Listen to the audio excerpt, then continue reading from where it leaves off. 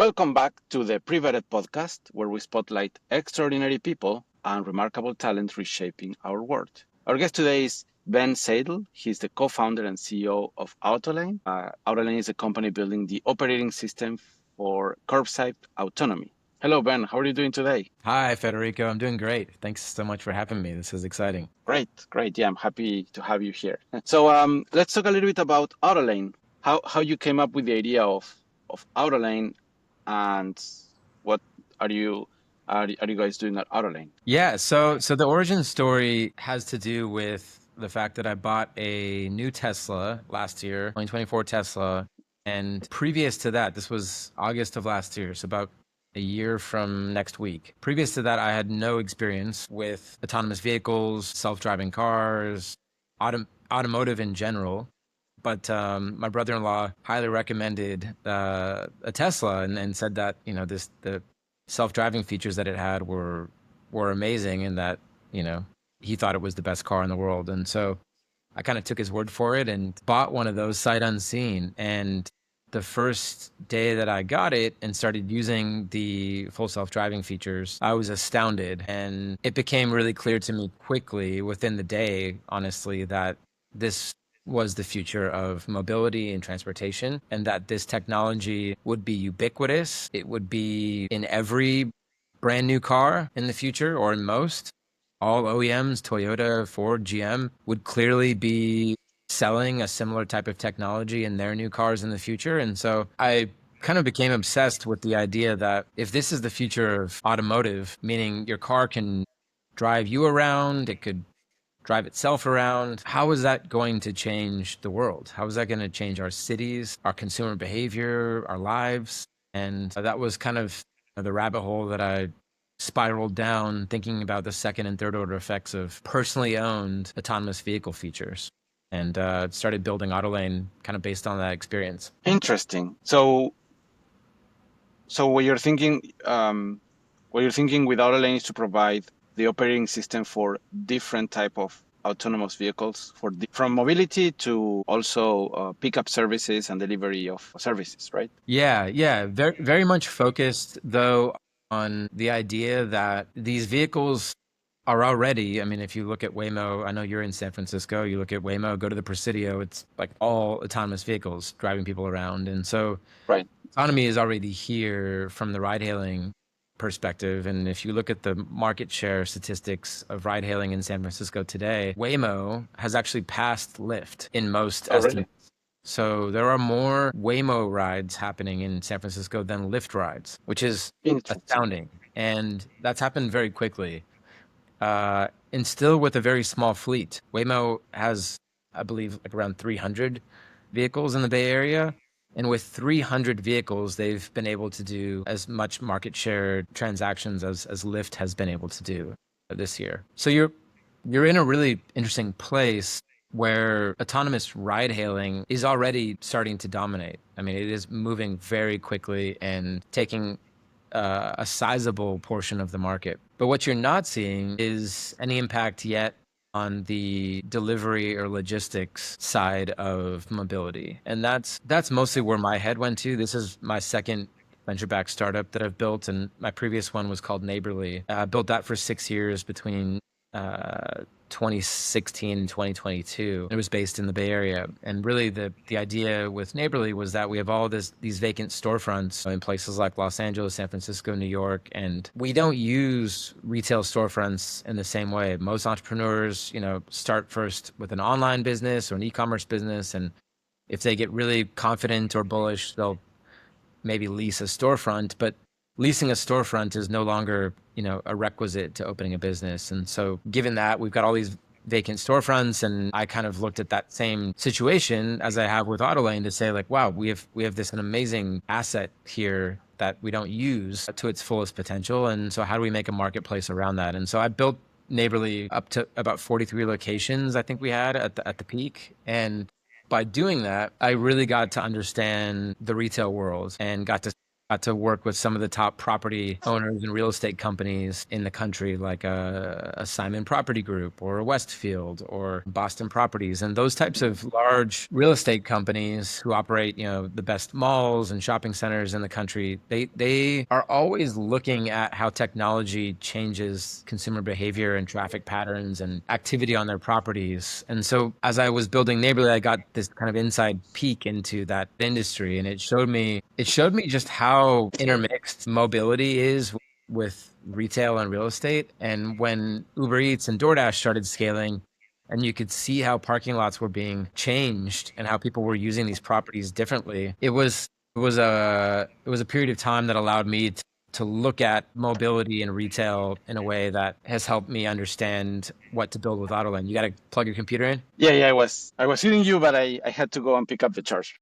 So yeah, the long story short, really, like, that journey with Neighborly, my previous business, helped me understand kind of how transportation and retail are intermixed on our high volume properties in the United States. And so when I looked at autonomy and these self-driving vehicles, I thought it's very clear that these vehicles have much more potential than just autonomous ride hailing. And while Waymo is really interesting, I think what's more impactful is autonomous vehicles that are doing errands, that are doing commerce, that are doing logistics. And if these vehicles are so good that they can be trusted to drive us around downtown San Francisco with no drivers, why and when are they going to start impacting logistics and retail? They will start picking up packages. They will start picking up your pizzas. They'll pick up your groceries. They could send back a return that you want to send to Macy's. I mean, these vehicles are so good now that the question is really, when are they going to start impacting retail and logistics? And that's what I ended up becoming fascinated with when it comes to self-driving cars, was not the ride hailing side of it, because that's happening already, but how will this impact everything else? And we ended up circling in on the idea that the reason these vehicles aren't able to do commerce or logistics today is a problem of coordination, mostly. So that's the problem kind of we set out to work on first. And what we've built at AutoLane today is the initial infrastructure, both digital and physical, that allows autonomous vehicles to interact with businesses on private property. So it's a platform that enables these types of autonomous commerce transactions to take place. Interesting. I see what you're saying. The potential is more than just people transportation. And the logistics, that's invisible, not easy to see, is what I'm trying to say, not invisible. It's at first hand, you don't see it, but then when you see it, the potential is huge, right? Totally. Yeah. And I think the specific vision that I saw, that I work really hard every day to make come true, is the day when I can send my car to go pick up my groceries and come back home without me having to do anything. And that day, I believe, is coming this year. Oh, really? Wow. Yeah. So for us, I kind of refer to that as AutoLane's Big Bang moment. But the day when we are able to orchestrate an autonomous vehicle to go with with people inside of it, to go to a business, pick up an order and drive it back, deliver it to its owner without any human intervention. That's kind of the Big Bang moment for the business. And that's the vision that I've been working towards since the very beginning, which is I want my car to be able to leave my driveway on its own, go to the pharmacy, pick up my medication on its own, and come back to my driveway and let me know when it's home. And I can just go outside, pick up my medication out of the car, and that's that. And I won't have to pay for that because it's my car. I won't have to babysit that process on my iPhone, like checking it in or calling the pharmacy or doing anything like that. I'll just be able to press go pick up my order, and the rest will be taken care of, and I will just be notified when it's home. And I think that's the sleek and kind of beautiful vision that we're working towards, where your car becomes kind of like your personal assistant. Right. Yeah, I was going to say delegate and forget. Exactly. Because if you think about a lot of the errands that you do on a daily basis, and then make a list of those and go through each one and see if hypothetically that errand could have been completed without you physically being there. Usually, most of your errands can be done without you physically being there. The only reason you are normally having to go to do them yourself is because the car won't drive itself. That's it. It's not that the Right. business, it's not that you couldn't order that online. It's not that you couldn't, have someone come bring it out to your trunk at curbside pickup. It's not any of that stuff. It's really just like I had to go pick up my medication because I have to drive my car there. And so if I didn't have to drive my car there, like actually I You wouldn't don't even have to be there. have to go at all. And most of our errands as Americans are absolutely at that point where they could be fully automated if the car can drive itself. And of course, that's something like AutoLane exists to orchestrate those errands in the background so that you don't have to babysit the transaction. Right. So similar to these logistics centers at Amazon, where they have all these little robots that pick up stuff and move them around, right? And it's an orchestrated system. You don't know where the system finish or the system start and ends because it's a holistic thing, right? Totally. That coordinates all together, right? It's a similar scenario here, right? Where you could have your car but connected to a bigger system, right? It will allow you to automate a lot of these tasks. Exactly. Yeah. And so, yeah, that's kind of the crazy ambitious work that we're undertaking here at AutoLane on a daily basis. And it's really fun. I mean, it's exciting to work on leading edge ideas that most people I talk to think are ridiculous or crazy or impossible or stupid. You name it. I would say 90% of investors and people that I've spoken with either don't believe it or believe that this is like a Jetsons thing that won't happen for 10 years, 5 years. What I believe is that we're a lot closer to this than anyone understands. And now is the time to start building this infrastructure and these tools because we think that all of this is going to be possible by Christmas. Right. Maybe I'll be able to send my car to Target to pick up a Christmas gift this year with our AutoLane system. I think that's possible. And the day that we can pull off that first fully autonomous transaction via the AutoLane infrastructure is going to be a pretty fun day for all of us. Yes. Sounds very fun and very interesting. So here in the Bay Area, I have a friend that lives in downtown, and he was talking to me about only allowing fully autonomous vehicles within the city, because that will reduce the number of accidents, that will make the city safer, less noisy, better overall, right? Totally.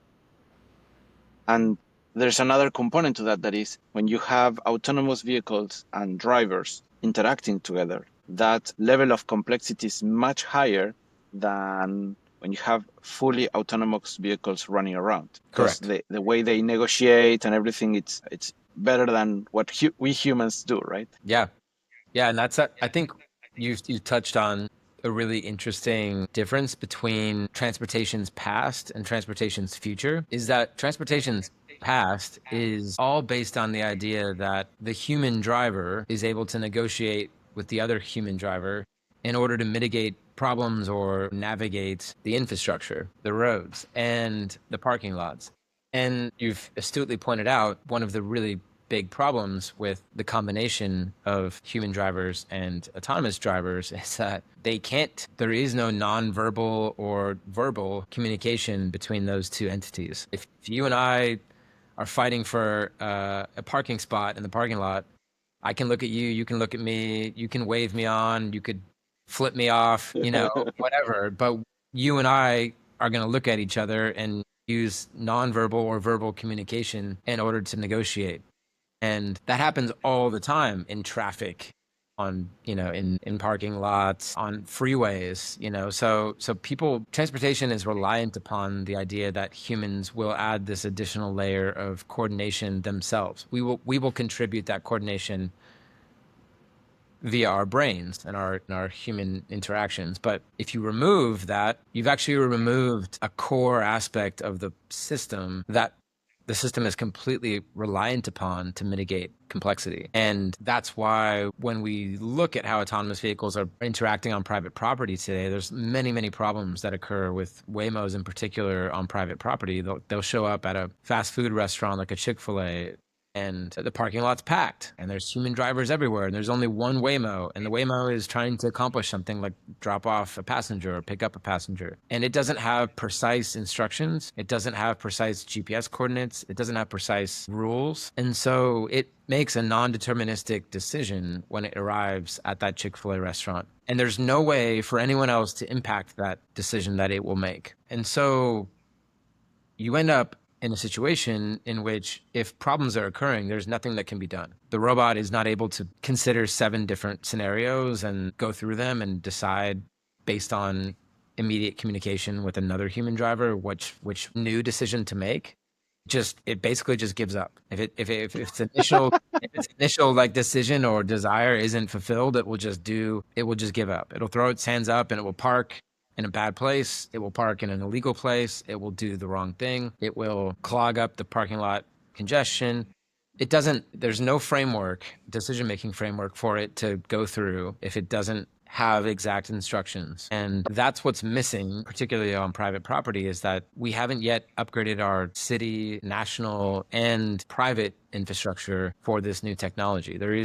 We don't have rule sets, data labeling, approach vectors, LiDAR maps, GPS coordinates. We don't have any of the inputs that are required to instruct a robotic vehicle correctly for those vehicles to do what we want them to do. And so that's one big problem that AutoLane is solving today, which is starting to translate those rules and systems and desires of, let's say, a McDonald's. McDonald's has an idea of how they would like autonomous vehicles to interact with their property and their business. What we need to do as AutoLane is take that vision and those ideas from McDonald's and translate them into approach vectors, GPS coordinates, particular stalls, systems, data labeling, and instructions to then feed back to the autonomous vehicle company so that they can implement that information into their systems so that the next time a Waymo comes to this McDonald's parking lot, for example, that it behaves and adjusts to the system that McDonald's would like it to follow. And so you can't be upset with these AV companies, nor the AVs themselves, of course, because they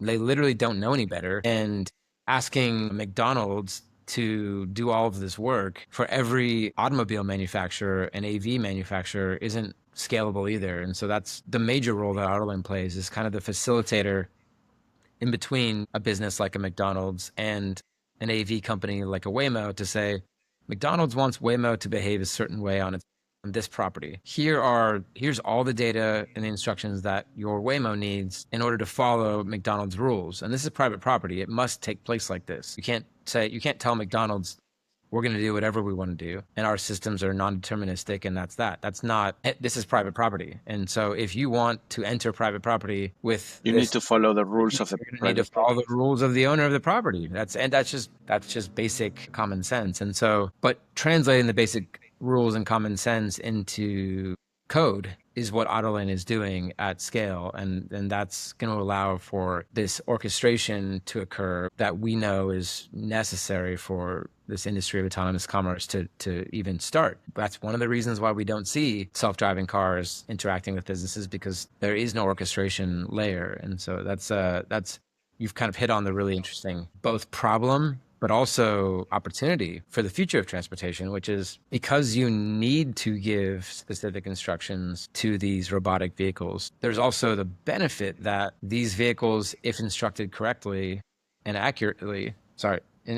instructed correctly and in a detailed fashion, unlike a human driver, they won't disobey. Right. So a lot of our customers or properties that we work with, they have put these types of systems into place for Uber drivers or DoorDash drivers or ride-hailing companies, and they'll say, these are the particular parking stalls where you have to go if you're doing ride-hailing.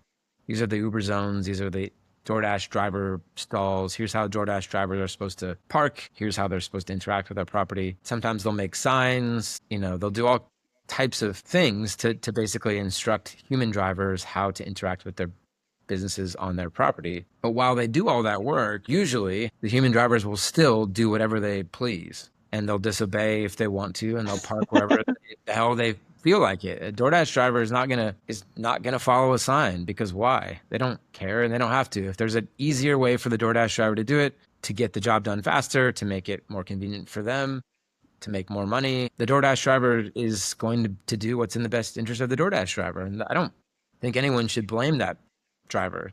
They're just trying to make their life easier and be more convenient and successful for themselves. And rules be damned, what McDonald's says, for example. But with the future of transportation, in this exact example, if McDonald's sets the rules in a really detailed fashion for autonomous vehicles, the major benefit is that those autonomous vehicles will follow the rules to a T. And so you end Yes, up having like an incredible amount of control and orchestration over exactly how you want vehicular transportation to take place on your property. And that's a opportunity that has never existed before because humans won't follow rules 100% of the time, but robots will if you give them those instructions. So I think that's both the downside, of not having the rule instructions is that you have chaos, but the upside is that if you do create the rule instructions and put them into code, you will pretty much get 100% obedience, which is really, right. And really and fantastic. efficiency. Efficiency, exactly. You will have a perfectly coordinated system. Right, right. And if you do it from the private property owner perspective, then you can have more control on changes than you can have on public roads, right? Because that's going to Totally. take longer, right? Yep. Yeah. And if once these autonomous vehicles prove reliable, then things like the drive-through could become exclusively for autonomous vehicles, right? Correct. You could start to create different parts of your property that are specifically designed for autonomous Right. vehicles only. And I think some advice that I give when I'm talking to our customers is you can start to siphon off the autonomous vehicle traffic and separate it from the human drivers so that your human visitors and drivers are going to have a much better experience at your property or at your business because they hypothetically should be less traffic. So let's take another example, like a Costco parking lot. Costco parking lots are notoriously Busy. busy on the weekends in particular. Everybody wants to go at 2 p.m. on a Saturday afternoon, and the parking lot is completely full, and everybody's fighting to get a parking spot. And everybody's, bothered and upset and rushed, and tempers flare sometimes in those situations between human drivers. And that's not something that Costco wishes to have, because then before you've even gotten into the Costco store as a shopper, you're already pissed off. You're already frustrated. You couldn't find parking. You circled around 5 times. Right. You got in an argument with some other person fighting over a parking spot. You finally got parking, and then you had to walk, 2 minutes across a hot pavement to get into the store with your kids. And you're just not in a good mood already heading into your shopping experience at Costco, and you wish that would have been easier. You're just not in a good mindset heading into a large purchase. And of course, if you're Costco's management team, you don't want that to be the case, but they've been trying to optimize their transportation flows for decades, and there just isn't a good answer. And so autonomous vehicles provide a really interesting wrinkle in this planning and in this system, in the fact that if autonomous vehicles start to show up in increasing numbers to a Costco parking lot, you don't have to worry about the feelings or experience of an autonomous vehicle. If an autonomous vehicle has to circle around 5 times looking for parking, so be it. If the autonomous vehicle has to take the most inconvenient driveway entrance into the parking lot, that might... You wouldn't care. doesn't care. Yeah. And so all the inconvenient aspects of your parking lot transportation system that Costco may have, they can send the autonomous vehicles to go through that route. They can make those vehicles go in the back end of the parking lot where the trucks go. They could make those vehicles park in the commercial zone in the back of the store. They could make those vehicles park they can make those vehicles park furthest away as possible from the store and save all the great parking spots for humans and customers. And they can start to redesign the experience of arriving there totally differently, because as the volume of autonomous vehicles grows and the volume of human-driven visits probably diminishes, human-driven car visits diminishes, you then can have a much better experience as a human. There'll be less traffic. You'll probably get to park closer. You won't have to fight for a parking stall as a human, and you'll arrive and it'll be just much more calm and probably more delightful.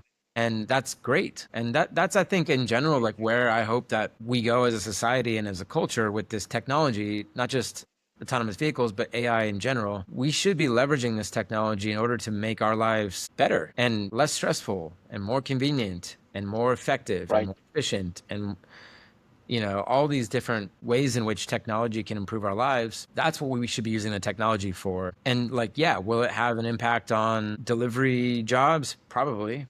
I mean, but do people who are doing delivery jobs, is that their life passion? Is that their goal? Probably not. Are those people capable of doing much better, higher level things in society? Absolutely. Everybody is capable of doing something more if you challenge yourself. And, we need more teachers. We need more construction workers. We need more therapists. We need more healthcare workers. We need so many people in more kind of just like pressing jobs that where humans really shine, where human interaction is so important, that hopefully we can kind of elevate people from jobs that aren't very fulfilling, to be quite honest, to jobs that are more fulfilling and maybe hopefully pay more. And so then all of a sudden we're doing jobs that we like, that provide more meaning, we're getting paid better, and the underlying day-to-day things that have to happen, like delivery, might be almost free if robots are doing them for us. I mean, if a robot brings you your groceries, the cost of that is just the electricity and a little bit of wear and tear. It's probably 30 cents of cost for a 4-mile Right. round trip delivery of using your autonomous vehicle to pick up your groceries. It's like 30 cents of electricity. So if you start to compound that type of efficiency and savings across our economy, there should be a lot of consumer surplus being generated from this technological shift. And that's what I'm really excited about. I think for us as a society is we can start to pull ourselves out of the menial tasks and burdens that are required, like having to drive myself to the pharmacy to pick up my medication because my car can't drive itself. And now I got to go spend 45 minutes to do that, when hopefully next year I'll never have to do that again. And so that's 45 minutes, probably on a monthly basis, that I can recover of my own time to do something else, hang out with my family or exercise or cook or do something that makes me More happy. meaningful. Something more meaningful with my time than driving a car to a pharmacy and parking the car and going into the pharmacy and driving the car back home. I don't really want to do that. And it's not because I'm lazy. It's not really that. I'll do whatever, but it's just that I would rather be doing something else. It's not a laziness thing, in my opinion. It's more of just, that's not how It's I want. optimization. It's not laziness. It's just like I'm a human on this earth for a limited period of time. I would like not to have to spend any of it doing that. That wasn't something I was excited about doing when I was a kid. It doesn't make me happy. I'm not, when I wake up in the morning, I'm not like, oh yeah, today I get to go pick up my medication from the pharmacy. That's not on my list, ideally. And, there are lots of things that I don't get to on my list that I don't get to because I don't have enough time. So if I can get some more time back, then hopefully I can use that newfound time to do the things that I don't get to, that I would love to do, which is like read my kids, a second story at nighttime, or take my kids to the park early in the morning because I don't have to go do this other errand that I had to do before work. If I can do more human things and things that make me happy, my life's going to get better. And I think that's where technology is going to shine over the next decade. Is it's going to start giving us superpowers and taking the burden off of us of doing shit that, like, quite frankly, we shouldn't be doing. And it's not to say that, like, people that have to do these things today, aren't doing something valuable. They are. Delivery is a very important thing today, and it will be still for quite some time. But so we've got to do those things for ourselves today, but we shouldn't have to going forward. And so let's Right. look at the positive side of, I think, technology and where AI is going, and understand that it's a gift to hopefully remove some of these day-to-day burdens that aren't of the highest use of human time. Yeah, I think that with any revolution, any paradigm shift, there are people that are going to lose their job because now their job became obsolete. But it happened with, in the Industrial Revolution and so many others. But that there are also new opportunities for jobs that will require upskill, but they will be able to find other jobs, right? That's right. The transition could be, a little bit troublesome, but we as humans, we adapt to the new situations. We have that ability, right? Yeah, and the people that I've talked that are delivering, they're doing it because they need an income, Yes. but this is not their passion. It's not like, oh yes, I want to do this every day because I love it, right? Yeah. So I understand that having a a platform that could help us delegate that, would reduce the costs, would automate it, and would allow us to be more efficient as as overall, right, as society, and individually we get that time back, I think. Yes. And then we can reinvest that time in other things that make us more human. So I think it's so exciting. I really genuinely believe we're in a amazing time to be alive on this earth. And we're gonna see a lot of change in the next 10 years. And as you said, some of it is gonna be hard and disruptive and scary, but as a species, we always tend to rise to the occasion and we'll figure it out. And I do think our kids and next generations are gonna have even more time to be human. I don't want to call it free time, but just more time to do art and music and Right. socialize and exercise and cook and sleep. And we humans, we were born to eat berries next to the creek, walk in the woods, and hang out by the lake. Like we weren't born to work 9 to 5 jobs. No species on this planet was born to work a 9 to 5 job. That's just something that we have to do today because of the system we've constructed for ourselves. But that's not the gift of life, is to have a job that you have to do to pay for your life. That's a construction. And we have the Right. ability to change that construction, luckily. And it's a big responsibility, of course, but the benefit is we can hopefully start to deconstruct that and have more time to spend in the way that, we were designed to spend it, which is enjoying our lives. Yes, I completely agree. I mean, being able to have more, own our own time to do more fulfilling tasks, activities that give us more happiness, right? Yeah. The component, it has two components, right? One is the immediate gratification, that I'm doing something that I like to do now, and the other one is that it has significant meaning, and that is, the significant meaning for each person, right? But what is if it's what you're doing, it contributes to your to towards that significant meaning goal, then the immediate gratification that you're having, it multiplies, right? That's right. And then if you're doing something that it's tedious, you don't want to do it, but it serves that purpose, then it feels less weary because Yes. you know that you're doing it for, right? But having those two components, man, that's happiness, right? Totally. Yeah, you can feel it when you're fighting against your soul, right? When you're doing something with your day that you would wish not to be doing, you can Right. feel that. It's that the misalignment of meaning and purpose, there's a physical reaction there that takes place. And we've all been taught to subdue that feeling and block those reactions in order to be productive members of society. So and that's why so many people have bad drug addictions or are alcoholics or turn to escape vehicles, escape mechanisms, because you're trying to quell that dissonance that you have. And that sucks.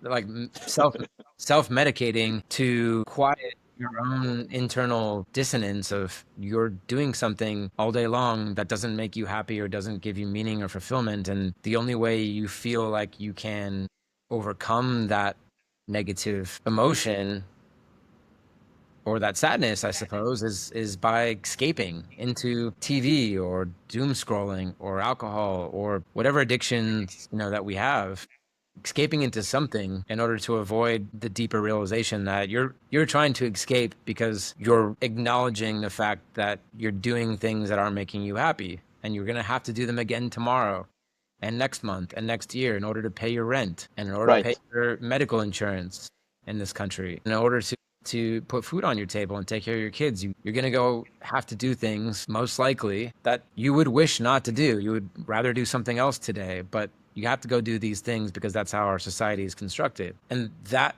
dissonance, I think, oftentimes leads to the reason why we have so many mental health problems, especially in this country, which is just like your body and your mind and your soul doesn't want you to be spending time doing things that don't provide meaning or happiness to you. And if you accumulate enough of that dissonance, you will start to lash out, whether at yourself with harmful escape tactics or at other people because you're not happy. You are upset with the way that your life is going, and you can feel that deeply. And so I really am optimistic about the idea that technology can continue leading us down a path of more efficiency and productivity gains which should equate to us recouping more time, which then should equate to us spending that time in ways that make us happier or more fulfilled, which then should equate to a better society. And like that's a cycle and a virtuous circle, I suppose, that I don't know. I like to believe in, and I like to work towards, because otherwise, like, building technology is pretty meaningless and sometimes even selfish. If the reasons why you're going to work to build some technology is just because for some personal, selfish idea, then I don't know. I feel like you're going to run out of energy and determination and grit at some point, because things are very hard when you're building technology on the forefront of the industry. It's super, super hard and deflating, and people won't believe you, and it's just challenging. But so you have to have I believe you just have to have some reason or purpose for why you want to undergo this stress and this workload and this challenge. It has to be something more than something for yourself. There has to be, a general goal that you're moving towards that you wholeheartedly believe will make an impact. And if you can get to that point with any job, that you're making an impact for someone else outside of yourself, that belief is, I think, the fuel that drives our society forward and certainly drives technological innovation. Is that people are trying to make the world, cliche, but trying to make the world a better place. Like, you are trying to make something because you believe that this something that you're making will impact the people around you in a positive way. And if you don't have that, I don't know. I don't know how people do it. Yeah, I mean, I believe that the reason people take drugs or any addiction, right? Could be drugs, could be alcohol, could be also gaming sometimes, right? It's Gambling. gambling, because they want to disconnect from reality, because the reality is so wearing for them, right? Yes. And I was reading something related to that. That is what I was talking about, is that what they're looking for is connection, because they have a disconnect with their reality. They're looking for a connection, something that they can, a connection with meaning, right? Yes. And taking drugs is a way to try to find that, right? That's right. Yeah. That's probably a more of a metaphysical, analysis, but It's totally yeah. it. That's what I was trying to get to as well. I think you put it more Right. eloquently than I did, which is that connection, like finding the meaning in you being here on this earth, you being alive. And if we can help each other do that more instead of less over the next couple decades, then things are going to get even better on this planet. Things are good. We are safer, more well-fed, things are just more stable and more peaceful than they've ever been in the history of humankind. We are more prosperous, Yes. safer, more peaceful with each other than we've ever been at any moment in history. And that gets lost in, today's mainstream media. That doesn't sell headlines. It doesn't sell clicks. It doesn't generate the type of attention that mainstream media companies seek. But the facts are that we are actually living in a safer, healthier, more prosperous world than we ever have before. And so that should be comforting, I think, to us, that we're doing a good job. We are making great progress, and it's not a straight line. It's, fits and starts, ups and downs, but that arc is bending towards justice. It's bending towards progress. It's bending towards health, and that's pretty cool. And I hope we can just kind of lean into that and keep focused here as this really intense wave of technology enters into our world and our society. Like, we got to focus. This is going to be hard to ingest and absorb because of how powerful the technology is.